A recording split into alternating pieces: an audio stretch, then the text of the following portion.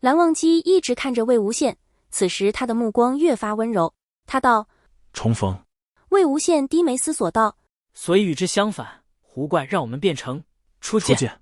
两人几乎是异口同声，两个人之间的气氛有点微妙了。明明和眼前这个人不熟，可自己对他的心意居然这么足，做的事情居然这么肉麻。魏无羡感到有点不自在又难为情。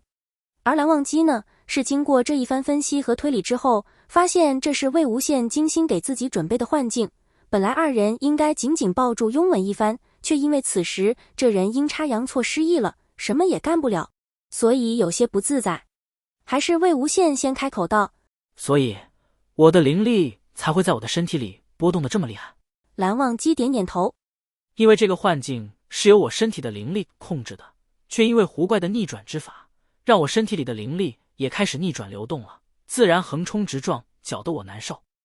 蓝忘机表情微微有了些变化，他知道方才魏无羡感觉到灵力冲撞而疼痛不已的原因，并不只是简单的因为这是由魏无羡的灵力控制的，而是因为魏无羡早就已经没有灵力了。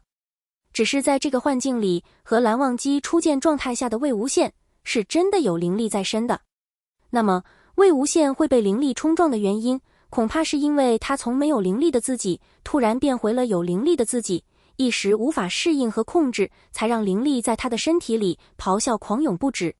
所以当灵力被转移到蓝忘机身体里的时候，蓝忘机自然也没事。洞内柴火微弱微温，蓝忘机默默叹了口气。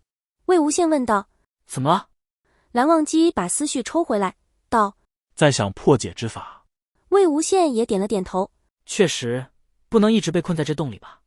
不过话又说回来，蓝忘机看向他，等他的下半句。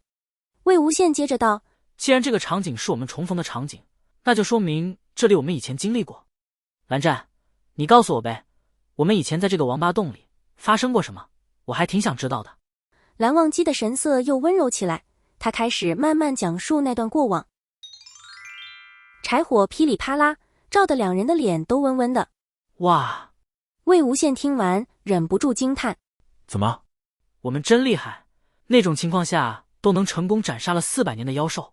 魏无羡又想起了一件事，他道：可是为什么我的灵力到你这之后你会没事呢？蓝忘机正在思索要怎么回答时，魏无羡却忽然灵光一现地喊道：因为我们是一对，所以我的灵力不忍伤害你。说完，魏无羡的脸颊也红了，因此他没注意到蓝忘机的耳根似乎也在昏黄的柴火光下微红了1寸。魏无羡像是忽然想到了什么事情，立马就一阵心惊肉跳，眼皮抽筋。他缓缓转过头看着蓝忘机：难道说那石壁上的字？魏无羡大喊道：不会是我自己刻的，来向你示爱的吧？蓝忘机慢慢举起手，合拢成拳放到嘴边，轻咳了一下。看他这个反应，那就说明石壁上的字就是自己写的，没得跑了。魏无羡两手抱头，简直想在这个洞底再挖个洞，把自己给埋了。真是想不到自己爱上一个人会这么疯狂，丢死人了。谁知魏无羡却听到蓝忘机温声传来一句：我很喜欢。魏无羡把脸从自己胳膊中抬起来，露出一只眼睛看着蓝忘机，他道：什么？你的礼物我很喜欢。魏无羡这才慢慢地放下手，他不自然地拍拍蓝忘机的胳膊，有些僵硬地回答道：哈哈，好，好，喜欢就好。想也知道，这个人是在给自己台阶下。魏无羡想了想，倒也想开了，毕竟他本来脸皮就很厚，这点事也不是不能接受。接受之后，他便忽然觉得这个人当真不错，脑子够聪明，可以很快就分析出这个幻境的情况，冷静又有实力，而且身手很不错，和自己交手居然不分上下，就是有点太肉麻了。什么赢走了他的心啦，重逢啦，初见啦，都一套一套的，很难不让人联想到满嘴甜言蜜语哄骗小姑娘的少年人。可是说实话，魏无羡却对他一点都不反感，反而想多多了解他。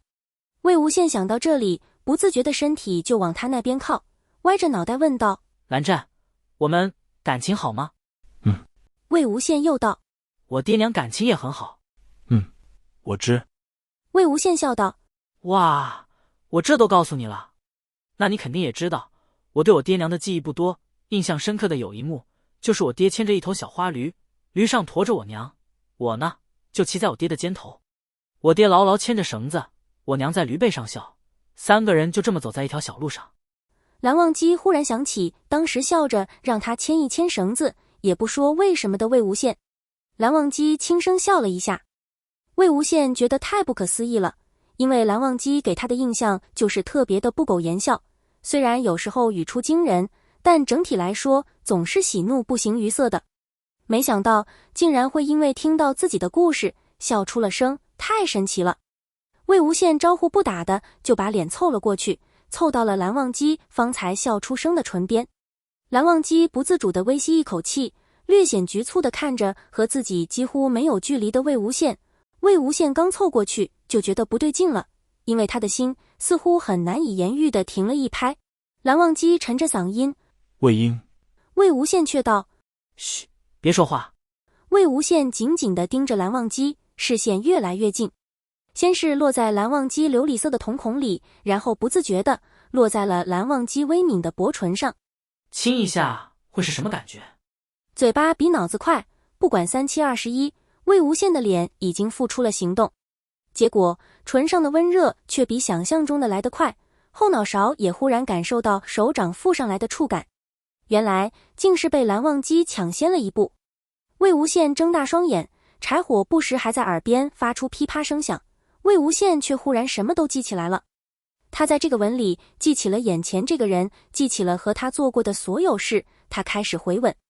感受到魏无羡热烈的回应，蓝忘机的眉头微微一动，停滞了一瞬，然而随即就更加紧紧地拥着魏无羡，吻得更深。2个人吻了很久，期间魏无羡一直断断续续地发出些声音和破碎的言语。想我没？你是不是早就想这么干了？好二哥哥，忍得苦不苦？你就该直接把我按倒。这些话都被蓝忘机用行动回答了。原来2人深情相拥的吻成了破解这个幻境的法门。这个被主人因为爱而不得而炼制成的狐怪，最怕的就是别人的情投意合。当魏无羡终于再次心悦于蓝忘机时，这个狐怪所产生的逆转之法便也不复存在了。魏无羡事后笑道：亲一下就破解阵法这件事还真有点俗套。怎么，不愿意？魏无羡一愣，随即搂上去笑道：愿意愿意，亲100次也愿意。蓝忘机笑笑不答。魏无羡坐进蓝忘机怀里，回忆道：不过为什么我这次这么快就发现自己喜欢你了？在现实里，我确认这件事花了好久好久。蓝忘机想了想，道：可能狐怪法力有限。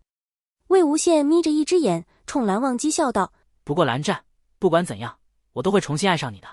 看见这样的笑，听着这样的话，蓝忘机微微一愣。魏无羡捧起蓝忘机的脸，道：重逢多少次，初见多少次，忘记又想起，想起又忘记，无论怎样，都是你，听到没？给点回应呀。蓝忘机仍是不语，只搂过魏无羡，轻按了下他的后脑，让他的耳朵抵在自己心口。然后魏无羡便听到头顶传来蓝忘机低低的一句：他在回答。是蓝忘机那砰砰的心跳。记得点击订阅本频道，加入会员，听更多忘羡故事。小兵感谢您。